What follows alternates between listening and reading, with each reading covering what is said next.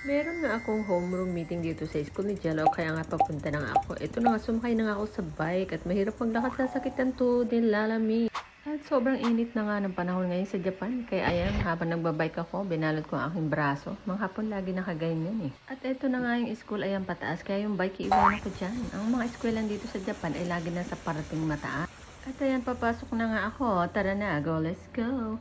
Ayan, buti na nakabili ako ng sombrero na to. Kala ko magdadagat ako eh. Yung pala gagamit ko habang nagbabike.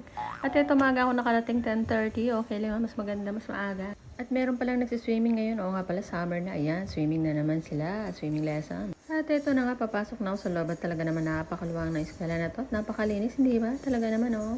At ayun yung parking ng mga bike ng mga estudyante. Siyempre, pag malayo kasi nagbabike sila. Pag malapit di sila pwede magbike. Maglalakad lang sila. Hindi talaga pwede. Dito sa Japan, pag malapit ang bahay, bawal magbike. Pag malayo, saka lang sila papayagan magbike. At high school lang, elementary, hindi pwede. At ito na nga yung pasukan. Dito sila pumapasok. Ayan, dyan ang iwanan ng payong. Pag umuulan, may dala silang payong. Siyempre, at ayan ang lalagyan ng mga sapatos nila na sapatos na panlabas. Iba ang sapatos sa panloob at sa labas. Iba rin ang sapatos nila sa gym. Kaya bali tatlo ang kanilang sapato. O, diba? Kaya ang linis. Wala talagang dumi. Kasi ang sapatos sa labas ay sa labasan. Sa loob ay sa loob. At ito nga, umakyat na ako sa third floor kasi ang library. Doon ako magmi-meeting.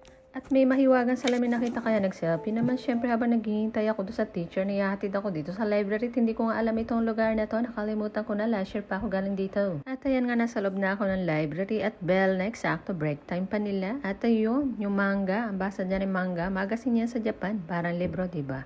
At ayan, init na init ako kasi kabubukas pa lang ng aircon. Kahit mag-isa lang ako, binuksan nilang aircon, diba? Ang bait.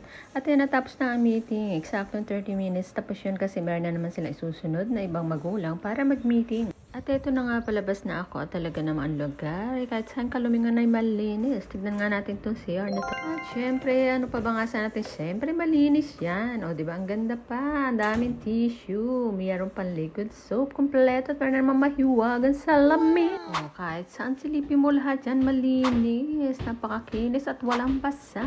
At ayan, diba? Kompleto. At ito na nga, meron namang mahiwagan salamin. O, tara, lumabas na nga tayo for salamin. O, sige. Okay, ayan. Pababa naman tayo. Siyempre, isuot ng sapatos. Reverse lang yan. At iuwi rin ng tsinelas na dala. At ayan na nga yung labas. Napakaluwang at napakatahimik. Para naman hindi eskwelahan ito. Eh, kasi oras ng klase. Hindi talaga sila maingay. At masunurin talaga mga bata rito. O, ayun. Doon may maingay. Ah, nagsiswimming pala. Oo nga pala. Meron silang swimming lesson kasi summer na. At ayan, nagsiswimming na nga pala sila.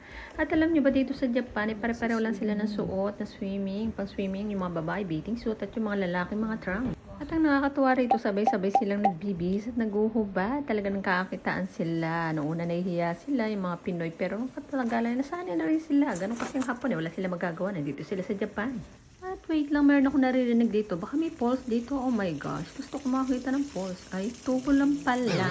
Ay, sus, Ginoo. Wala nga naman may pulse dyan. Hello. O, sige na, maganda na sa pagbabike. At ayan na naman ang init. Siyempre, magbabike ka. Sakay ka na kay Mercedes bike mo. Kaya balot-balutin mo kahit yung braso mo. Nice. Talaga naman sa Japan, pag mainit, sobrang init. Pag malamig, sobrang lamig. Eh, ganun talaga. Kung anong panahon, sabayan mo lang. Siyempre, nasa Japan ka. At least may panahon taglamig dyan. Sa Pilipinas nga, mas mahirap. Puro init. Mas mahirap yun, uy. Kaya bawal magreklamo, okay? O, tara na. Sige, ayusin na yung Mercedes bike mo. I-ready mo na yan. At kayo mag-go-go-go. Let's go na.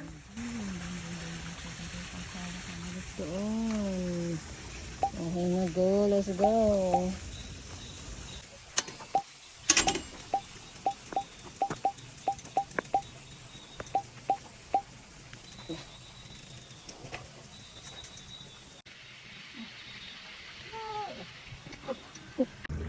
Ayun, go na.